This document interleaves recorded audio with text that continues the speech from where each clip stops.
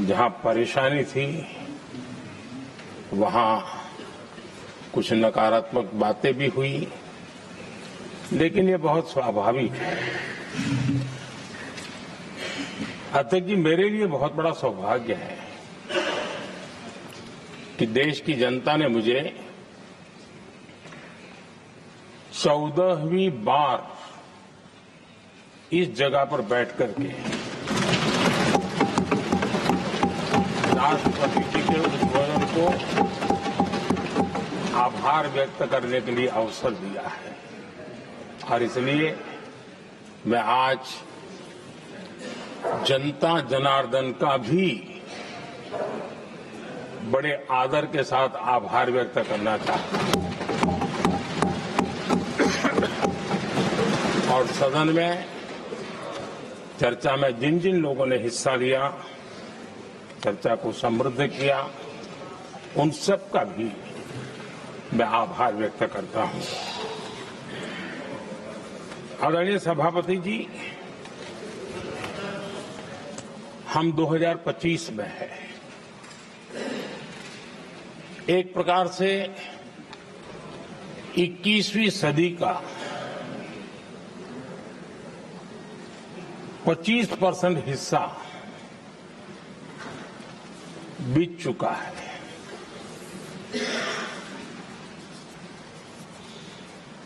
समय तय करेगा 20वीं सदी के आजादी के बाद और 21वीं सदी के प्रथम 25 साल में क्या हुआ, कैसा हुआ।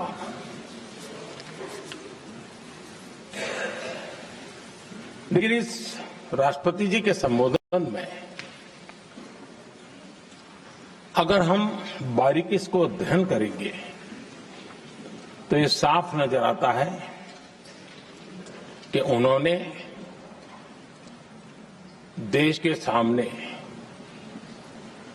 भविष्य के 25 वर्ष और विकसित भारत के लिए एक नया विश्वास जगाने वाली बात,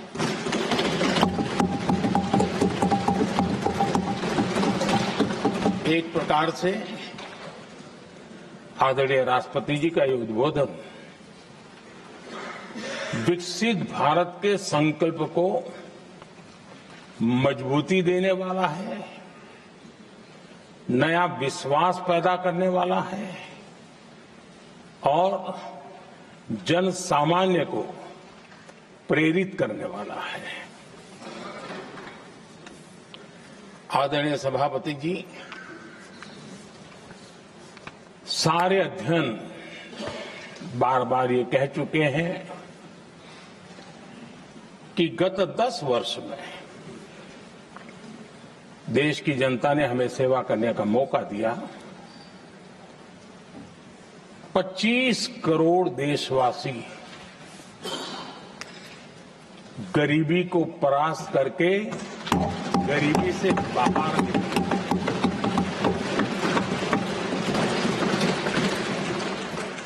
आदरणीय सभापति जी,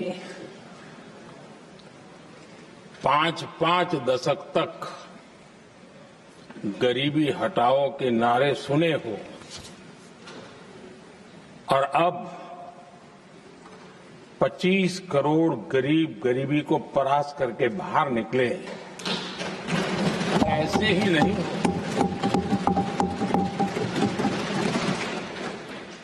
योजनाबद्ध तरीके से, समर्पित भाव से, अपनेपन की पूरी संवेदनशीलता के साथ जब गरीबों के लिए जीवन खपाते हैं ना, तब ये होता है। आदरणीय सभापति जी, जब जमीन से जुड़े लोग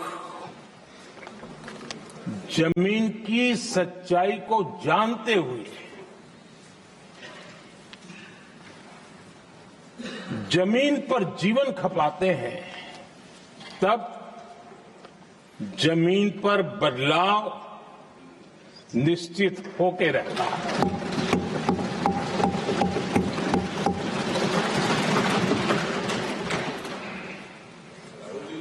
आदरणीय सभापति जी, हमने गरीब को झूठे नारे नहीं, हमने सच्चा विकास दिया।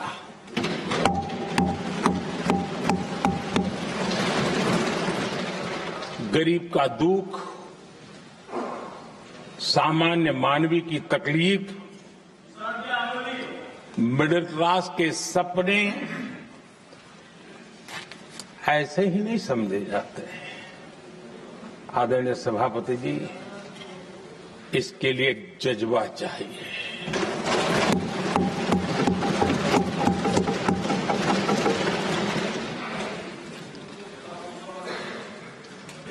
और मुझे दुख के साथ कहना है कि कुछ लोगों में ये है ही नहीं।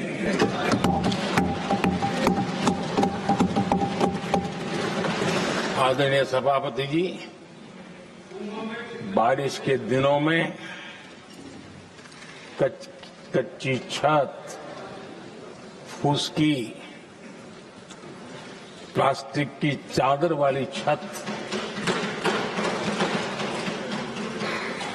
उससे नीचे जीवन गुजारना कितना मुश्किल होता है। पल पल सपने रौंद दिए जाते हैं, ऐसे पल होते हैं, ये हर कोई नहीं समझ सकता। आदरणीय सभापति जी, अब तक गरीबों को 4 करोड़ घर मिले हैं।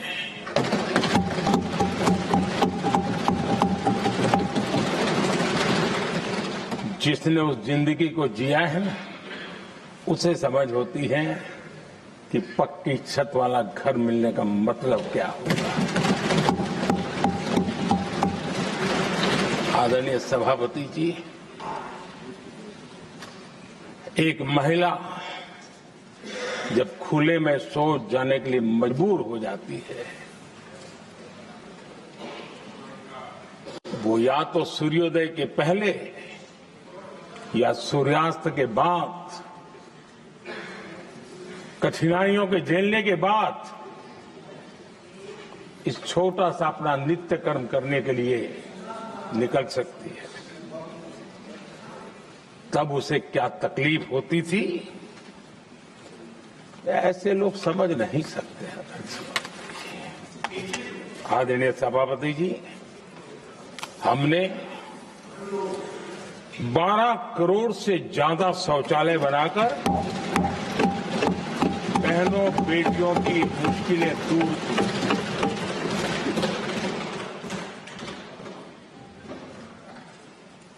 आदरणीय सभापति जी,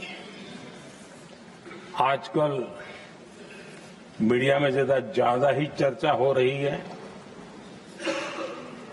सोशल मीडिया में और अधिक हो रही है। कुछ नेताओं का फोकस घरों में जकूजी पर, स्टाइलिश शावर्स पर, लेकिन हमारा फोकस तो हर घर जल पहुंचाने पर है।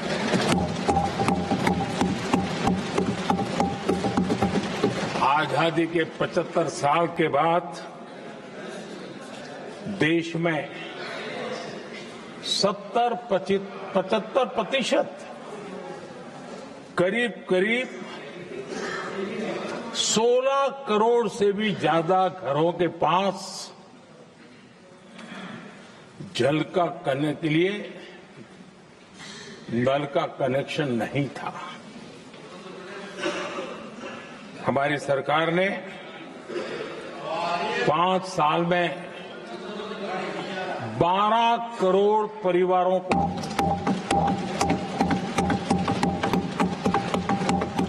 घरों में नल से जल देने का काम किया है और काम तेजी से आगे भी बढ़ रहा है। आदरणीय सभापति जी, हमने गरीबों के लिए इतना काम किया और इसके कारण आदरणीय राष्ट्रपति जी ने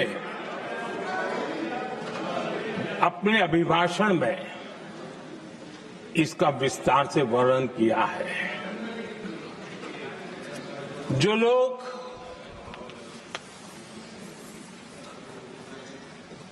गरीबों की झोपड़ियों में फोटो सेशन कराकर अपना मनोरंजन करते रहते हैं, उन्हें संसद में गरीबों की बात बोरिंग ही लगेगी।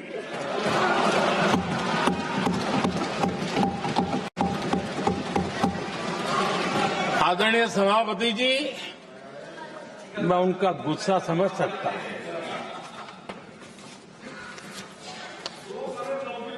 आदरणीय सभापति जी,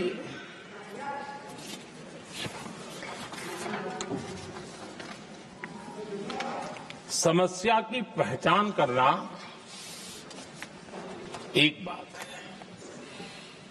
लेकिन अगर जिम्मेवारी है तो समस्या की पहचान कर करके छूट नहीं सकते। उसके समाधान के लिए समर्पित भाव से प्रयास करना होता है। हमने देखा है और पिछले 10 साल के हमारे काम को देखा होगा और राष्ट्रपति जी के अभिभाषण में भी देखा होगा। हमारा प्रयास समस्या की समाधान का रहता है और हम समर्पित भाव से प्रयास करते हैं। आदरणीय सभापति जी, हमारे देश में एक प्रधानमंत्री हुआ करते थे।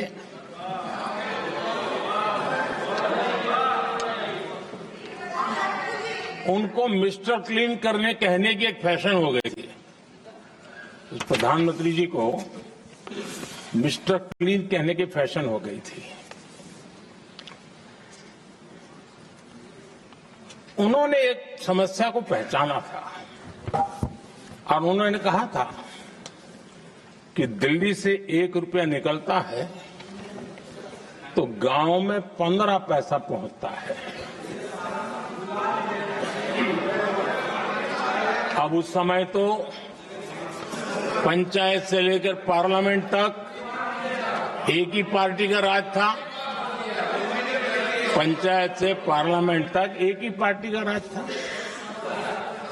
और उस समय उन्होंने सार्वजनिक रूप से कहा था कि 1 रुपया निकलता है 15 पैसा पहुंचता है। बहुत गजब की हाथ सफाई थी।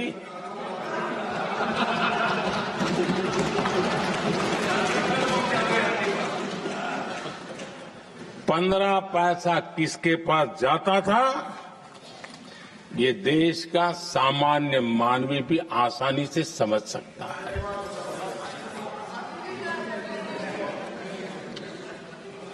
आदरणीय सभापति जी, देश ने हमें अवसर दिया, हमने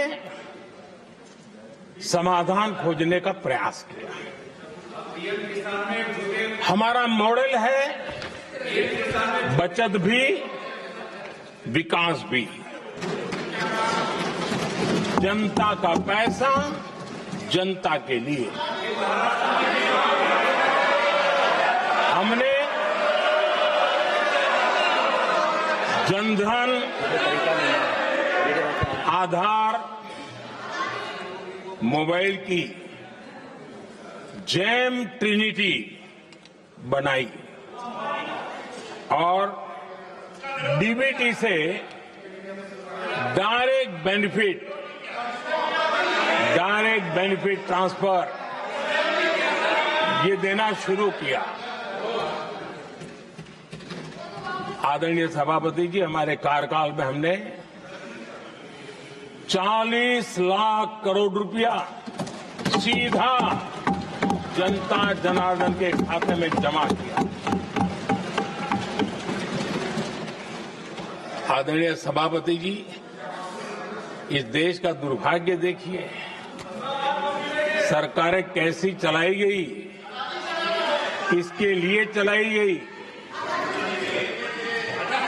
माननीय सदस्य, मैं सबसे आपसे आग्रह कर रहा हूं, आप सदन की गरिमा बनाए रखें। बैठे बैठे कोई माननीय सदस्य टिप्पणी नहीं करे, उचित नहीं है, ये गलत तरीका है आपका। ये सदन की मर्यादा नहीं है आपकी। आप प्रोटेक्ट करना चाहते हो उनको इस तरीके से, गलत तरीका, ये गलत तरीका है। आप बैठे बैठे टिप्पणी करना चाहते हैं।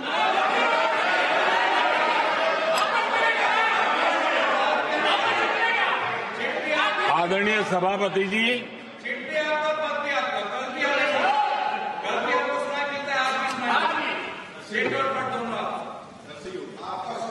जब ज्यादा बुखार चढ़ जाता है तब लोग कुछ भी बोलते हैं, लेकिन इसके साथ साथ ज्यादा हताशा निराशा फैल जाती है तब भी बहुत कुछ बोलते हैं। आदरणीय सभापति जी, जिनका जन्म नहीं हुआ था, जो भारत की इस धरती पर अवतरित नहीं हुए थे, ऐसे 10 करोड़ फर्जी लोग सरकारी खजाने से अलग अलग योजनाओं का फायदा ले रहे थे।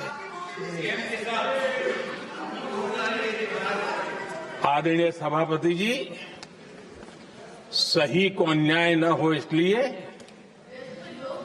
राजनीतिक फायदा नुकसान की परवाह किए बिना हमने इन 10 करोड़ फर्जी नामों को हटाया और असली लाभार्थियों को खोज खोज करके उन तक मदद पहुंचाने का अभियान चलाया।